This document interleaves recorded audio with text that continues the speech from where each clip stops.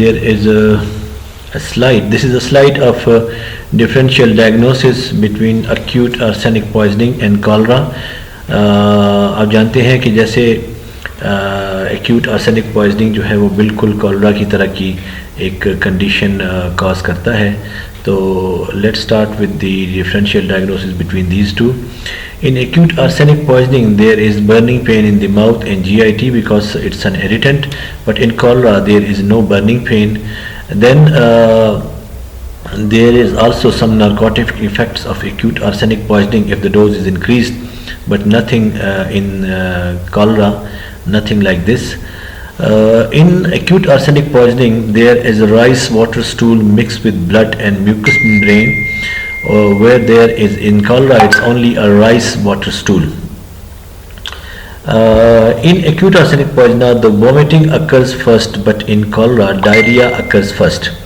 And the history of the patient in arsenic is there is a history of arsenic, and in cholera there is a history of a bacterial infection. Again there is a post-mortem finding.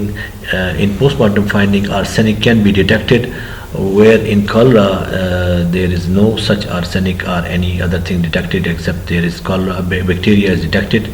And the circumstantial evidence is also there. It is sporadic in acute arsenic poisoning, but cholera it is an epidemic. More people can be involved. Now come to the treatment. The treatment of arsenic is the gastric lavage with warm water. Then there can be given freshly prepared hydrated ferric oxide. This ferric oxide in combination with arsenic makes ferric arsenate, which is a non-toxic substance. Beside that, we can also use universal antidote, BAL. Can also give purgatives. You can also give him IV fluids, soda bicarb and morphine for the pain.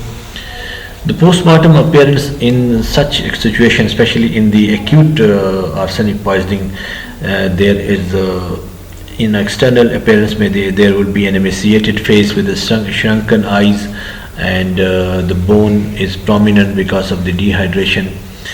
Internal appearance, so it is called in internal appearance there is a red velvety appearance of the stomach. This is also seen in the chronic arsenic poisoning cases.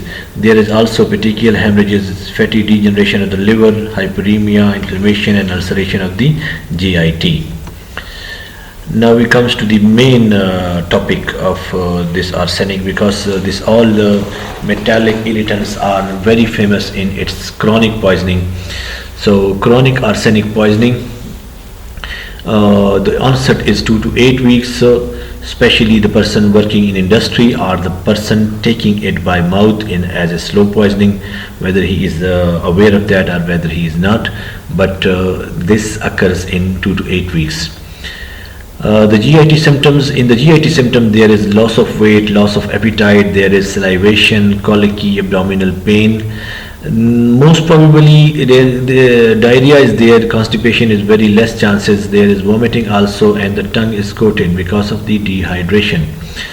The second thing is the catarrhal stage. The catarrhal stage is the symptoms like flu or simple common cold with sneezing, watering of the eyes, conjunctivitis, there is heaviness in the head, and there is also headache.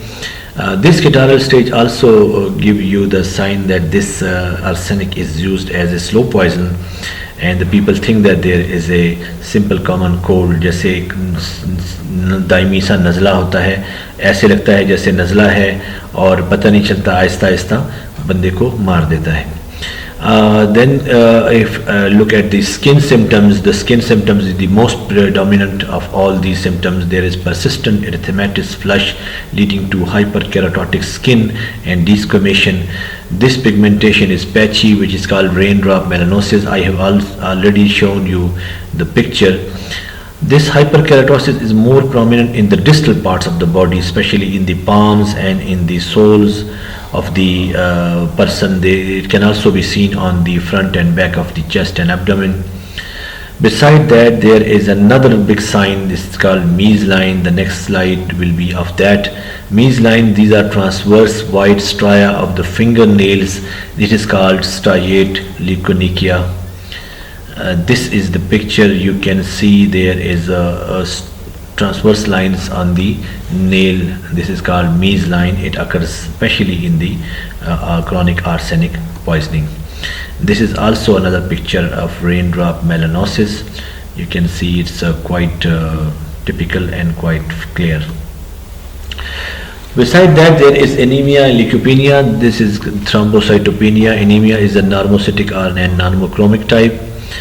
There is also seen peripheral neuropathy, sensory and motor polyneuritis, numbness and tingling.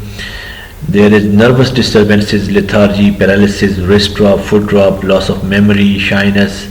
Then spasm of the blood vessels leading to decreased blood supply, leading to myocardial infarction.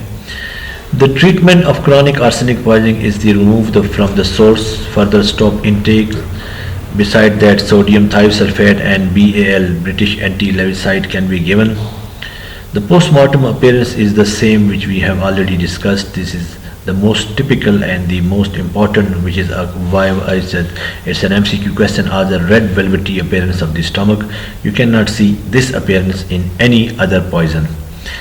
Samples, if we take routine samples के अलावा, we take hair, nails and bones.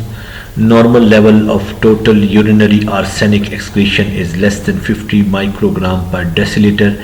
If it is more than 100, then it confirms poisoning. Now little bit slide of its medical importance. Arsenic retard putrefaction. It can be detected in a decomposed and skeletal remains. It's a heat resistance. Also, it makes tolerance. It is an aphrodisiac or love filter. Also can be used as a stupefying poison. Of course, is a homicidal poison used as a slow poison. It is also used as a cattle poison. Physiologically not a normal constituents of the body, but it is absorbed through the nature. So with this we end with the topic arsenic, and hopefully you got this. Inshallah in the next lecture we will see another that is called lead.